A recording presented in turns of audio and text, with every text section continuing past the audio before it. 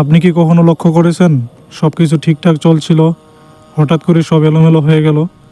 পরিশ্রম করছেন কিন্তু ফল পাচ্ছেন না, মানুষ ভালোবাসছেন কিন্তু আঘাত পাচ্ছেন, ইবাদত করছেন কিন্তু মন বসছে না, স্বপ্ন দেখছেন কিন্তু প্রতিটা স্বপ্ন ভেঙে যাচ্ছে। আপনি ভাবছেন আমার সাথেই কেন এমন হচ্ছে? আজকের এই ভিডিওতে আমি আপনাকে এমন এক অদৃশ্য হাত সম্পর্কে বলবো যেটা আপনি দেখতে পান না, কিন্তু প্রতিদিন আপনার জীবন ধ্বংস করে দিচ্ছে। এই ভিডিওটি শেষ না করে গেলে হয়তো আপনি নিজেকেই চিনতে পারবেন না। অদৃশ্য হাত আসলে কি? এই পৃথিবীতে সব ধ্বংস দৃশ্যমান নয়, কিছু ধ্বংস হয় মনের ভিতরে, চিন্তার ভিতরে, বিশ্বাসের ভিতরে। এই অদৃশ্য হাত কোনো মানুষ নয়, কোনো জিন নয়, কোনো জাদু নয়। এই অদৃশ্য হাত হলো আপনার ভুল চিন্তা, আপনার নেগেটিভ বিশ্বাস, আপনার পাপের অভ্যাস, আপনার হতাশা, আপনার ভেতরের শয়তান। রসুল সাল্লাল্লাহু আলাইহি ওয়াসাল্লাম বলেছেন, নিশ্চয়ই শয়তান মানুষের রক্তনালীতে প্রবাহিত হয়। মানে সে বাইরে দাঁড়িয়ে আঘাত করে না, সে ভিতরে ঢুকে আপনাকে ভেঙে দেয়। চিন্তার বিষ সবচেয়ে ভয়ঙ্কর অস্ত্র। আচ্ছা, একটু প্রশ্ন করি, আপনি দিনে কতবার নিজেকে বলেন আমি পারবো না, আমার ভাগ্য খারাপ, আমি ব্যর্থ, আমার জীবন শেষ? আপনি কি জানেন প্রতিটা নেগেটিভ চিন্তা আপনার মস্তিষ্কে এক একটা বিষের মতো কাজ করে? আজ বিজ্ঞান বলছে আপনি যা ভাবেন আপনি তাই হয়ে যান। আর ইসলাম তো বহু আগেই বলে দিয়েছে, নিশ্চয়ই আল্লাহ কোনো জাতির অবস্থা পরিবর্তন করেন না যতক্ষণ না তারা নিজেদের অবস্থার পরিবর্তন করে। আপনি যখন নিজেকে ছোট ভাবেন তখন আপনি নিজেই আপনার জীবনের সবচেয়ে বড় শত্রু হয়ে যান। এইটাই সেই অদৃশ্য হাত, যেটা আপনার হাত দিয়েই আপনার ভবিষ্যৎ গলা টিপে ধরে। গোপন পাপ অর্থাৎ নীরব ঘাতক। সব পাপ মানুষ দেখে না, কিছু পাপ মোবাইলের স্ক্রিনে, বন্ধ দরজার ভেতরে, গভীর রাতে, একাকিত্বে। আপনি ভাবছেন কেউ তো জানে না, কিন্তু জানেন কে জানে?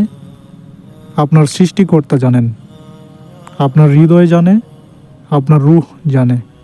রসুল সাল্লাল্লাহু আলাইহি ওয়াসাল্লাম বলেছেন, বান্দা যখন পাপ করে তার অন্তরে একটি কালো দাগ পড়ে। একটা দাগ, তারপর আরেকটা, তারপর পুরো হৃদয় অন্ধকার। তারপর আপনি বলেন নামাজে মন বসে না, দোয়া কবুল হয় না, মনে শান্তি নেই। এই অদৃশ্য হাত আপনার ঈমানকে ধীরে ধীরে হত্যা করছে। হতাশা শয়তানের প্রিয় অস্ত্র। শয়তান আপনাকে সরাসরি বলে না তুমি জাহান্নামে যাবে, সে বলে আর চেষ্টা করে লাভ নেই, আল্লাহ তোমাকে ক্ষমা করবেন না, তুমি অনেক খারাপ।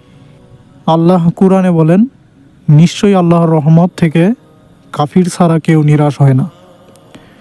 আপনি যখন হতাশ হন আপনি আসলে আল্লাহর রহমতকে ছোট করে দেখেন। হতাশা মানে নিজেই নিজেকে প্রতিদিন একটু একটু করে হত্যা করা। এই অদৃশ্য হাত আপনার বুকের ভেতরে বসে আপনার আশার শ্বাসরোধ করে ফেলে।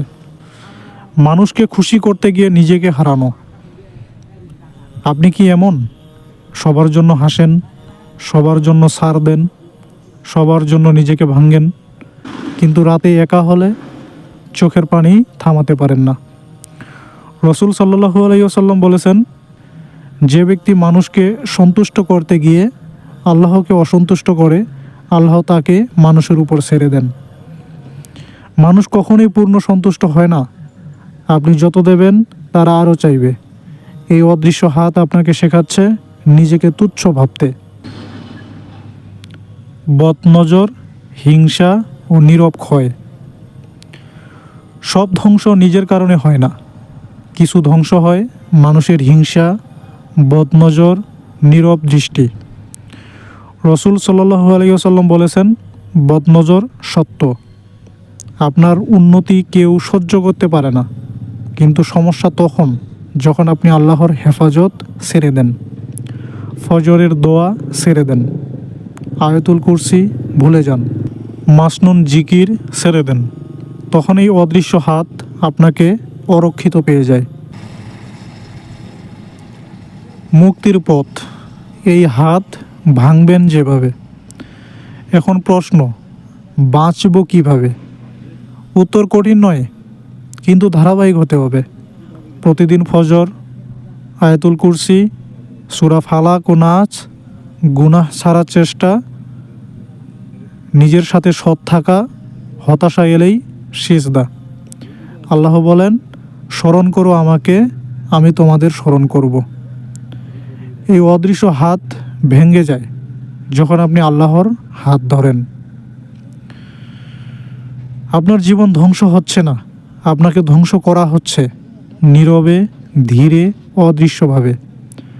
আজ যদি আপনি জেগে না ওঠেন, এই হাত আপনাকে পুরোপুরি গ্রাস করবে।